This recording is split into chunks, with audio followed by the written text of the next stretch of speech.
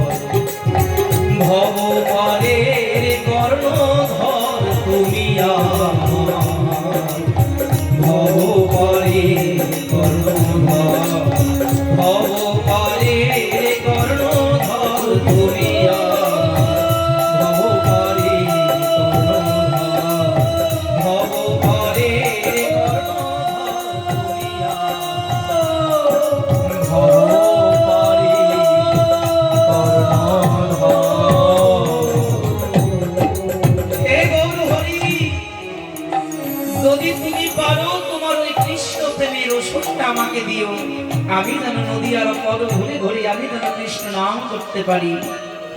তাই মহাপ্রভু জীবকে শিক্ষা দেওয়ার জন্য কপট বৈরাগ্য ধারণ করে চলে গিয়েছিলেন কাশীতে। কোথায়? কাশীতে ৬০,০০০ সন্ন্যাসী শস্যবিন্দু নিয়ে প্রকাশানন্দ সরস্বতী তিনি ওই কাশীতে রাজ্য করছিলেন। কেন? ওখানে হচ্ছে সন্ন্যাসীদের ডেরা, মানে ধরে ধরে এক একজন ঘরে ঘরে ছেলে মেয়েকে নিয়ে বলে সন্ন্যাসিনী, আর ঘরে মা কাঁদে। সতী মাতার জন্য বিষ্ণুপ্রিয়া মহাপ্রভুকে বলেছিলেন, ও হরি, তোমার একার কাদায় যদি না হয় কি করব জানো? আমি কাঁদবো ঘরে বসে, মা কাঁদবে দেশে দেশে, আর তুমি ভাসবে নয়ন জলে বিশ্ব ব্রহ্মাণ্ড মাঝে।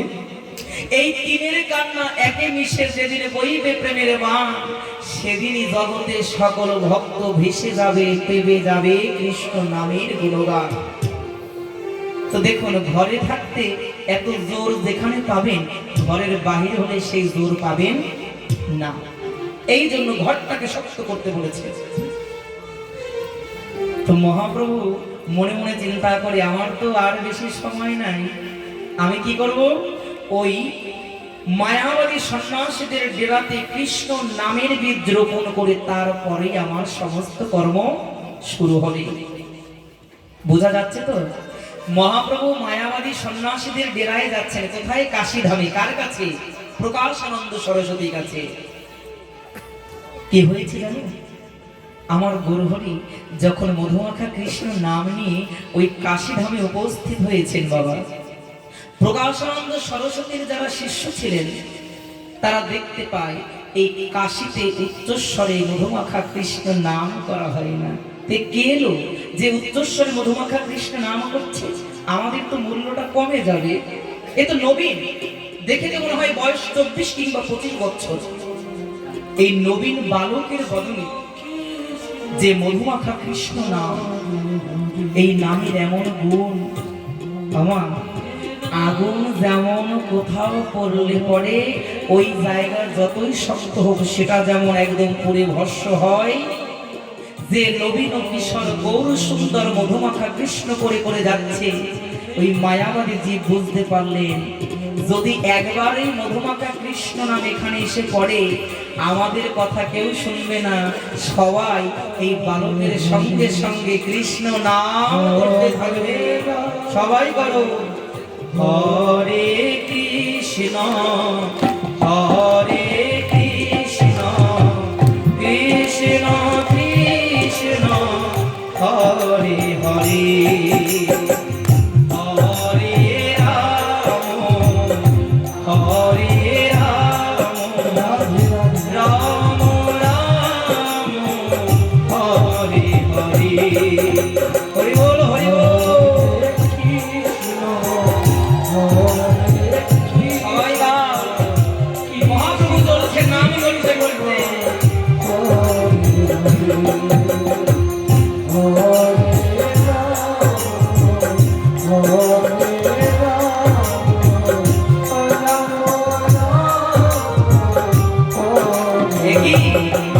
আরে এই কাশিতে তো এমন করে কেউ নাম করে নাই। তবে আমাদের গুরুদেবের কাছে গিয়ে খবরটা আগে বলতে হবে, গুরুদেব এই কাশিতে এমন একজন নবীন সন্ন্যাসী এসেছে যে কিনা বদনে কৃষ্ণ নাম করলে পরে তার পিছন পিছন বনের সকল পশু পাখি রওনা করে। গিয়ে প্রকাশানন্দ সরস্বতীর কাছে বলেছেন, কি বলেছেন জানেন? গুরুদেব শুনুন, আপনি আগামীকাল চলুন, এই কাশিতে এমন একজন সন্ন্যাসী এসেছে যার বদন দেখলে পরে, যার বদনে কৃষ্ণ নাম শুনলে পরে যদি আমি নাও চাই কেমন যেন মাতাল হয়ে আমারও কৃষ্ণ নাম করতে ইচ্ছে করে। প্রকাশানন্দ সরস্বতী 60,000 শিষ্যের যিনি গুরুদেব, তিনি বলছেন এত বড় সাহস, এই কাশিতে কৃষ্ণ নাম চলবে না। তবে শোনো, আজ নিশি প্রভাত হোক, নিশি প্রভাত হলে পরে আমি যাব নবদ্বীপ থেকে কোন নবীন সন্ন্যাসী আমাদের এই ডেরায় এসেছে। সত্যিকার নিশি প্রভাত হলো। প্রকাশানন্দ সরস্বতী মনে মনে চিন্তা করলেন, আমি চোখে না দেখে বিশ্বাস করব না। প্রকাশানন্দ সরস্বতী দেখতে পায় ওই পথ বেয়ে অজান লম্বিত বাহুকে প্রসারিত করে দিয়ে দুই চোখের জল ছেড়ে দিয়ে পাহাড় সমবক্ষটাকে পেতে দিয়ে বলছে, ওরে ওরে কলির দিবি তোরা আয় না, এই তো তোদের শেষের জন্ম চলে যায়, এই জন্মে কৃষ্ণ প্রেম না হলে পরে আর কোনোদিন হবে না রে, আয় না, ছুটে আয়, সবাই হরি বল কৃষ্ণ বল, এই তো তোর শেষের জন্ম যায় রে। সবাই যেন অজান্তে কৃষ্ণ নাম করতে চাইছে। নবীন সন্ন্যাসীকে দূর থেকে দর্শন করে প্রধান্বিত প্রকাশানন্দ সরস্বতী মনে মনে চিন্তা করে, জগতের বুকে বহু মানুষ দেখেছি, কিন্তু আমার কেন এমন মনে হচ্ছে জগতের সব মানুষের সঙ্গে এই মানুষটার কোথায় যাবে একটু অমিল। প্রকাশানন্দ সরস্বতী দেখতে পায় আমার গৌর যে চরণ বেয়ে যে পদ বেয়ে আসছে, কোটি কোটি চন্দ্র সূর্য যদি একত্রিত হয়ে আকাশ উদয় হয়, আমার গৌরের নখাগরের জ্যোতির সমান একই এমন মানুষ তো জগতে আমি কখনো দেখি নাই। তবে আমার মনে হয় কি জানো, এই মানুষটাকে কোনোদিনে দেখি নাই, তবে আমার মনে হয় এই মানুষটা আমার বহু জন্মের চেনা, বহু জন্মের আপন, এর সঙ্গে যেন জন্ম জন্মান্তরের সম্বন্ধ, এ যে আমার জন্মের চেনা। দূর থেকে চলে গেলেন। 60,000 যারা শিষ্য ছিল বললে, শোনো, আগামীকালকে এই কাশীর বৃহৎ মাঠে তোমরা একটা তর্ক যুক্তির আসর বসাবে, আর তোমরা সব শিষ্য সেখানে উপস্থিত থাকবে। কি এই নবীন সন্ন্যাসী কেন এই বয়সে সন্ন্যাস গ্রহণ করে ঘর ছেড়েছে? আমাদের যে আলোচনার মূল বিষয়বস্তুটা ছিল, আমরা এখন উত্তরটা জেনে নেব। মহাপ্রভু কেন ঘর ছাড়লেন? প্রকাশানন্দ সরস্বতী বলছেন, শোনো যাও, আগামীকালকে তোমরা সকাল সকাল প্রশ্নের আসর খুলবে, এত এত প্রশ্ন করবে যেন এই নাবালক যেন আমাদের কাছে হেরে যাবে। কেন? একে হারাতে পারলেই তো আমরা জয়ী হব। আরে বাবা, এই জগতে বিশ্বের সমস্ত শক্তিশালী যার চরণে হারে, ওই চরণে কি আরে কারো কাছে হারতে পারে? নিশি প্রভাত হলো। প্রকাশানন্দ সরস্বতী চরণ ধৌত করে, এই যে আজকে যেমন ভক্তের বাজার মিলেছে, শত শত ভক্ত উপস্থিত হয়েছে, এমন আসন পেতেছে দুখানি। কেন? একটা প্রকাশানন্দ সরস্বতীর, আর একটা হচ্ছে আমার গৌর হরি। এ পাশে প্রশ্ন হবে, এই পাশে উত্তর, আর এই পাশে প্রশ্ন, এই পাশে উত্তর। প্রশ্নের লড়াই। প্রকাশানন্দ সরস্বতী মনে মনে চিন্তা করে যে শোনো, এতটুকু বয়সে কি বাই পাণ্ডিত্য অর্জন করেছ, আমার বয়স হয়েছে, আমি অনেক পণ্ডিত, আমার কাছে তুমি কিছুই না। আমরা কখনো যেন বয়স দেখে, রং দেখে, উচ্চতা দেখে মানুষ বিচার না করি। কেন জানো? আমার বয়স 25 হলেও প্রহ্লাদ মহারাজের বয়স তো ছিল সবে 5। ওই 5 বছর বয়সেই তো নৃসিংহ ভগবানকে পেল। এই জগতে বয়স কোনো বিষয় না। যার ভক্তির প্রখরতা যত বেশি, সে নাবালক হতে পারে আমার কাছে, কিন্তু আমার গোবিন্দের কাছে সে সাবালক না। প্রকাশানন্দ সরস্বতী বলতে শোনো, তোমরা সবাই তোমাদের চরণ ধৌত করে যার যার জায়গায় বসে পড়ো। প্রশ্ন শুরু হবে। প্রকাশানন্দ সরস্বতী প্রশ্ন করলে গৌরহরিকে, কেন? যাতে হারাতে পারি সত্যিকার। ওরা তো আগে আগে একদম চরণ টরণ ধুয়ে উপরে বসে পড়েছে। একজন আরেকজনকে বলা বলে করছে, শোন ভাই, ওই যে বলেছি না যে প্রশ্ন তর্ক যুক্তির আসল যদি আমার মনে হয় কি ওই বেটা ভয়ে পেয়ে পালিয়েছে, আর বুঝি আসবে না। হয় না এরকম যে আসল প্রশ্নে পড়ে প্লেয়ার নিতে একজন কম, একটু দেরিতে আসে, বলে কি ওরা মনে হয় খেলবে না, কেন ওরা দুর্বল। সত্যিকার সবাই গৌরহরির জন্য অপেক্ষা করছে, সবাই গৌরহরি আসার জন্য তাকিয়ে আছে। যদি প্রশ্ন করেন ওরা তো গৌর ভালোবাসত না, ওরা তাকালে কি গৌর দেখবে? আমার গৌর বললেন এই জগতে কৃষ্ণ পাত্র অপাত্র বিচার করতেন, কিন্তু কলিকালে আমি কোনো পাত্র বিচার করি না। যদি কেউ আমাকে দেখতে চায় সে মহাপাপী হলেও আমি তাকে দেখা দেই গো। ওরা যতই পাপী হোক আমাকে তো দেখার জন্য তাকিয়ে আছে। আমরা একবার তাকাই না মা, জগাই মাথায় যদি গোবিন্দ কৃপা পায়, চাপাল গোপাল যদি গৌরী কৃপা পায়, আমরাও বলি ও গোবিন্দ আমাকেও তুমি জগাই মাথায় সম পাপী মনে করে একবার দাও না তোমার নামের মাধুরী। তুমি করো না আমাকে পুত পবিত্র, দাও না তোমার চরণ। যখন দেখতে পায় না, কথা বলা বলি করছে, হঠাৎ দেখতে পায় প্রকাশানন্দ সরস্বতী, যিনি ওই 60,000 সন্ন্যাসীদের গুরুদেব। দেখতে পাই দূর হতে আমার গৌরহরি আসছে, কেমন করে? হরে কৃষ্ণ হরে কৃষ্ণ কৃষ্ণ কৃষ্ণ হরে হরে হরে রাম হরে রাম রাম রাম হরে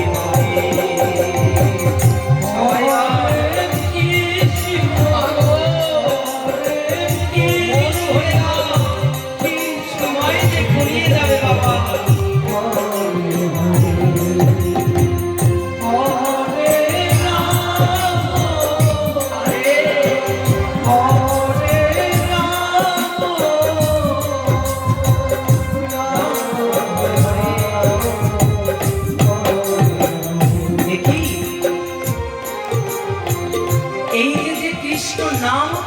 আসছে আমার শিষ্যগণ বলছিল ওর নাম নাকি নিমাই, ওর নাম নাকি গৌর।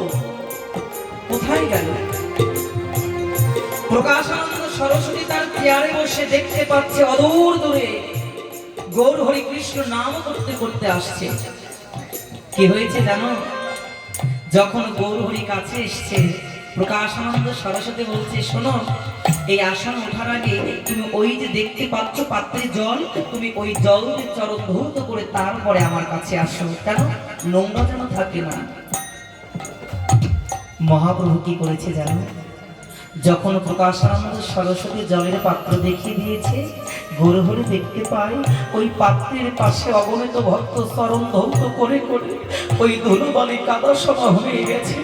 গৌরহরি মনে মনে চিন্তা করে, এই জগতে সবাই তো অভক্ত না, এদের মধ্যে অন্তত পক্ষে একজন হলো আমার কৃষ্ণ ভক্ত আছে।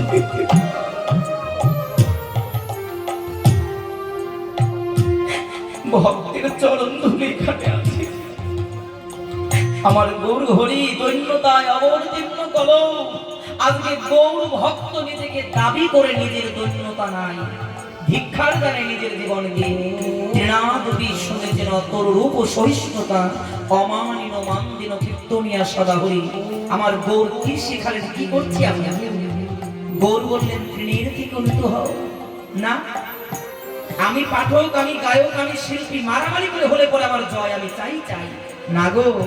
নাম যশ প্রতিষ্ঠার পিছনে ছুটে তোমার গায়ে বিষ্ঠা লাগিয়ে ওই গোবিন্দের ঘরে কপাট মেরে দিও না। যদি গোবিন্দের ঘরে যেতে হয় গাও গাও গুণ গৌরাঙ্গের গুণ সরল করিয়া মন, এ ভব সংসারে এমন দয়াল তুমি না পাবে একজন। যদি দয়ালের কাছে যেতে হয় মনটাকে শুদ্ধ করো। আজকে আমার গৌর হরি কি করছে, নিজের চরণ ধৌত করছে না। যেখানে ভক্তগণ চরণ ধৌত করছে আমার গৌর হরি মনে মনে চিন্তা করে এমন দিন বুঝি আমি আর পাবো না। এই যে আমার দিন চলে যায়, আমার গৌর হরি হরি বলে ওই ভক্তের ধুলায় গড়াগড়ি খায়, ভক্তের ধুলায় দেখে ভক্তের চরণ ধরে আমাকে দেখে নিয়েছে।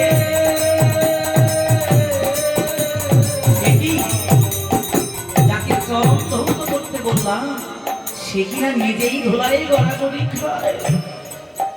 আমার গোবিন্দ বলেছে ধুলা নয় ধুলি নয় গোপীপদ রেণু, সেই ধুলা বাঞ্ছা করে ব্রজের রাই কানু। আরে ভগবান শ্রীকৃষ্ণ নিজে ব্রজের ধুলিগুলো অঙ্গে মেখেছে, ব্রজের ধুলোগুলোকে মোটে মোটে করে সেবা করেছে। আমি বৃন্দাবন ধামে যেতে পারি নাই, কিন্তু এই আসরে আমার একজন মা, শুধু মা বলবো না, জন্ম জন্মান্তরের বান্ধব, আমাকে ব্রজধাম থেকে ওই গোবিন্দের চরণ ধুলি এনে দিয়েছে। আশীর্বাদ করেছে যে বাবা তোর জন্য আমি রাধারানীর কাছে বলে দিয়ে এসেছি, আমার রাধারানী যেন ব্রজধামের মধুর বিভিন্ন বৃন্দাধামে যেন করিয়া দেয়। আমি কোনোদিনও যেতে পারবো না বৃন্দাবন ধাম, কিন্তু এমন মায়েদের বাবাদের যদি আশীর্বাদ থাকে আমার মনে বিশ্বাস ধরেছে আমি আজ না হয় কাল, কাল না হয় পরশু, আমি এই জন্মে না হলেও কোনো জন্মে আমি ব্রজধামে যেতে পারবো। আমিও গৌরীর মতো না করে ব্রজধামে গড়াগড়ি খাবো। গৌরা দিকে ধুলো মেখে নিচ্ছে, তোমরাও নাও না গো, এই ধুলি যে আর একদিন পরে পাবে না। আমার গরু হরি দৈন্যতার প্রতীক হয়ে জগতে সবাইকে বোঝালে নাই না, তোরা সঙ্গ কর, চরণ ধর, এই চরণ ধরলে পরেই তোরা ওই জগতে যেতে পারবি। কিন্তু এখনো পর্যন্ত অহংকারে গেল না। বড় বংশের ছেলে আমি, বড় বংশের বউ, আমি কি আর ছোট বংশের কাউকে প্রণাম করবো? হবে না কোনোদিন। লিখে নিয়ে যা, যদি গৌরের মতন এমন দিন না হতে পারো কোনোদিন উন্নত হতে পারবে না। যে না হয় নত সে কোনোদিন হয় না উন্নত, যে হয় নত সেই তো হয় উন্নত।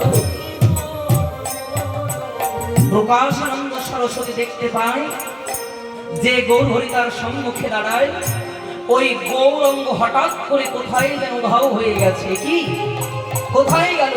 যে গৌর কৃষ্ণ নাম করছে তার দেহ দেখতে পাচ্ছি না। হঠাৎ করে দেখতে পাই মায়াবাদী সন্ন্যাসীগণ যে ব্রহ্মজ্যোতির সাধনা করছে, হঠাৎ করে বৃহৎ আকারের ব্রহ্মজ্যোতি দাঁড়াইছে সামনে। যাকে দেখলাম গৌর রূপে, আজকে তার অঙ্গের স্থানে দেখতে পাই ব্রহ্মজ্যোতি। তবে কে তুমি? ভক্ত দর্শন করছে গোবিন্দের ব্রহ্মজ্যোতি রূপ। কেন না দিয়ে যাবে কোথায়? যেন ডেকে ডেকে বলতে চাইছেন যে আমার গৌরকে বসাবার জন্য সিংহাসন পাতে, ওই সিংহাসনে আমার গোবিন্দকে না এসে থাকতে পারে, আগে সিংহাসন পাতে। কি করেছে? দেখতে পায় ব্রহ্মজ্যোতি হঠাৎ করে আস্তে আস্তে ক্ষুদ্র হয়ে ওই ব্রহ্মজ্যোতিটা ওঙ্কার রূপে ধারণ করেছে। ওম, গীতার কথায় বলেছে ওম হচ্ছে প্রণব শব্দ। এই ওমের দ্বারাই বিশ্ব সৃজন। আর এই ওম মন্ত্র জপ করে করে আমাদের সেই প্রণবের দেশে যেতে হয়। ক্লিং বীজের সর্বপ্রথমে ওম থাকবে। পঞ্চবীজের মন্ত্রে যদি আপনার ওম না থাকে, জানবেন আপনি এখনো পর্যন্ত সঠিক মন্ত্র পান নাই। ক্লিং বীজে অবশ্যই ওম শব্দটা থাকতেই হবে। তাই বললেন এই ওম হচ্ছে ব্রহ্ম প্রণব, এই ওম থেকে সর্বসৃষ্টি। তাই আজকে গৌর হরির যখন এই ব্রহ্মজ্যোতি ছোট আকারে হলো, ওই ছোট আকারের মধ্যে ওম লেখাটা দেখতে পেল। হঠাৎ করে কিছু সময় পর দেখতে পায় ওই ওম লেখার মধ্য থেকে আমার শ্রীমতী রাধা রানী দাঁড়িয়েছে।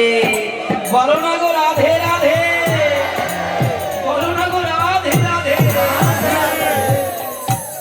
যখন ওই ব্রহ্মজ্যোতি ক্ষুদ্র হয়ে ওম রূপে ধারণ করেছে, রাধা রানীর দেহকে ধারণ করেছে, কিছু সময় পরে দেখতে পায় রাধা অঙ্গ দুই অঙ্গ হয়ে এক হয়েছে, কৃষ্ণ অঙ্গ আর এক হয়েছে রাধা অঙ্গ। রাধারানী প্রেম আলিঙ্গনে যখন কৃষ্ণকে জড়াইয়ে ধরেছে, রাধা অঙ্গ আর কৃষ্ণ অঙ্গ এক অঙ্গ হয়ে আমার গৌরাঙ্গ রূপ হয়েছে। জয় জয় জয় গৌর হরি বল, হরি বল, হরি বল।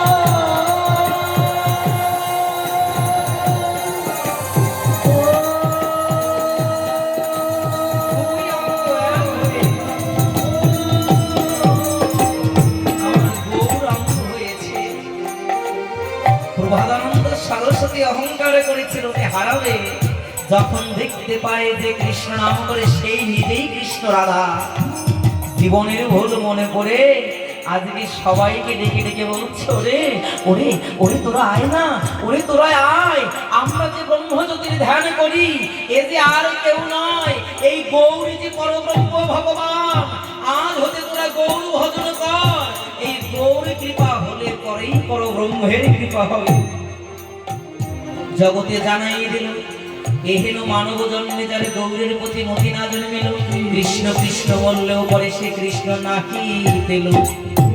গৌর যদি পেতে চাও আগে ধরো নিতাইয়ের পাও, নিতাই কৃপা হলে পরে গৌর কৃপা হবে, আর গৌর কৃপা হলে পরে তুমি রাধা রানী পাবে।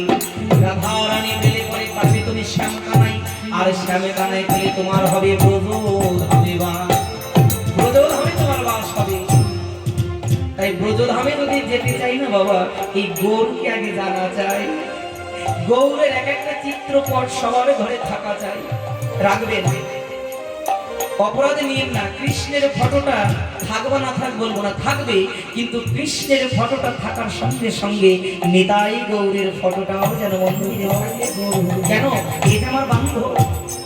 তাই যখন আমার গৌর হরি বুঝতে পেরেছেন আমার ভক্ত আমাকে চিনতে পেরেছে, আমি করব আশীর্বাদ। কি করব? আমি আজকে ওকে ভবপারের কড়ি দিয়ে দেব, যেন ওই কৃষ্ণ নাম নিয়েই এই জগৎ সংসার যেন পার হয়ে যেতে পারে। তাই সুধীজন, আপনাদের কাছে আমার একটাই অনুরোধ, আপনারা গীতা ভাগবত পাঠ শ্রবণ করেছেন, দক্ষিণা দান করতে হয়, তাই জায়গায় বসে থেকে শ্রবণ করুন। আর আমাদের সময় ঘনিয়ে এসেছে, আমরাও বিদায় নেব। তাই আপনাদের সবাইকে আমি এই কথাটাই বোঝাই, যাক কত লাগবে না, আপনাদের কাছে আমি একটা বিনয় এবং অনুরোধ জানাচ্ছি।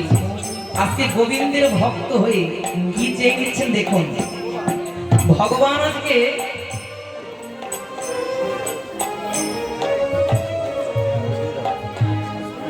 তো দেখুন, ভগবান আজকে গৌর হরি আজকে বলছে, শোনো প্রকাশানন্দ সরস্বতী, তুমি আমার এই রূপ দেখে আনন্দ পেয়েছো তাই না? বলছে প্রভু হ্যাঁ, এই রূপ দেখে আনন্দ না পেয়ে থাকা যায়? তবে শোনো, এই রূপ দেখে তুমি পেয়েছে আনন্দ, তাই আজ হতে তোমার নাম হবে প্রবাধানন্দ। তুমি এই কৃষ্ণ নাম লিখবে, তুমি অন্তর্ধান হয়ে কৃষ্ণ লীলা দেখে দেখে তুমি কৃষ্ণের লীলা লিখবে। চলে যাও, তোমার আর এখানে থাকা হবে না, তুমি যাবে ব্রজধামে রাধা কুণ্ডের তটে, তুমি রাধা রানীর ভজন করবে আর লীলায় স্মরণে আমাদের কথা লিখবে। কি করেছে জানো? আজকে যেটা বর্তমানে রাধা কুণ্ড, আগে যখন গুপ্ত বৃন্দাবন ছিল তখন ওই গ্রামের নাম ছিল আরিজ গ্রাম। তুমি যাবে এই গুপ্ত বৃন্দাবন উদ্ধার করবে, তুমি রাধা নামের সাধা হয়ে তুমি একজন জগতে পরম বৈষ্ণব হবে। আজকে যে প্রকাশানন্দ হলো, প্রবাধানন্দ, তিনি কি করলেন জানেন? গতকাল কথা বলেছিল না, তিনি নিজে কৃষ্ণের গান লিখতেন, কৃষ্ণে নৃত্য করতেন, ঠিক তেমনি আজকে যিনি প্রবোধানন্দ হলেন, তিনি স্মরণে রাধা গোবিন্দ লীলা দর্শন করে করে তার গ্রন্থের মধ্যে লিপিবদ্ধ করলেন। ওই প্রবোধানন্দ যে গ্রন্থটি লিখলেন, ওই গ্রন্থটি এখন পর্যন্ত পাবেন। ওই গ্রন্থের নাম হচ্ছে রাধা রস সুধা নিধি। কি নাম?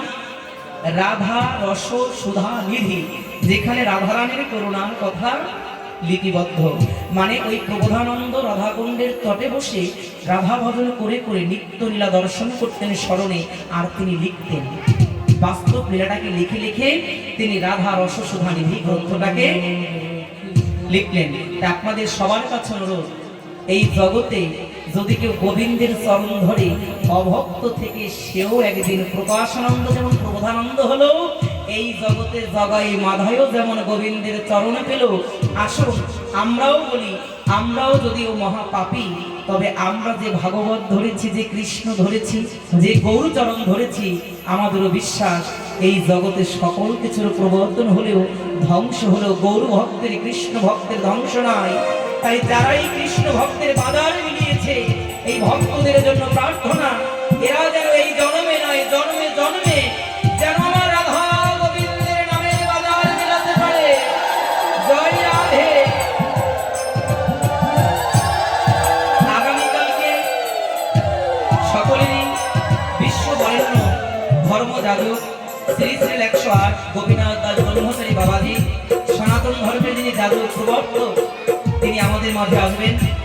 আপনারা সবাই কালকে তাড়াতাড়ি চলে আসবেন। বাবাজি এই সমাজ জাগ্রতের সমস্ত কিছু আপনাদের অবলম্বন হওয়া দরকার। ছোট দাদা একটু বন্ধ করে দাও। আরেকটি নিমন্ত্রণ পত্র এসেছে ইতিমধ্যে। শ্রী শ্রী রাধা গোবিন্দ মন্দির ও 9 মহামানব এবং শ্রী শ্রী নরোত্তম ব্রজবাসী গোস্বামী ভোগরাগ উপলক্ষে শ্রীমদ্ ভাগবত পাঠ ও 3 দিন ব্যাপী কবিগান। স্থান হচ্ছে আমগ্রাম কান্দিয়া কৃষ্ণমোড়। চেনেন সবাই? কৃষ্ণমোড়ের সামনে যে চকের মধ্যে যে প্যান্ডেলটা হয়, গত বছর হয়েছিল, একটু সামনে গেলে দেখতে পাবেন। আর এই অনুষ্ঠান হচ্ছে 27 ও 28 ফাল্গুন 1432 বাংলা, 12 এবং 13 মার্চ 2026 বৃহস্পতিবার ও শুক্রবার শ্রীমদ্ ভাগবত পাঠ। পাঠক হচ্ছেন এই অধম প্রথম দিন শ্রী জয় সরকার এবং দ্বিতীয় দিন শুক্রবার শ্রী গোপাল মহারাজ। আর কবিগান হচ্ছে 29, 30 এবং 1 চৈত্র। এই 3 দিন ব্যাপী কবিগান হবে।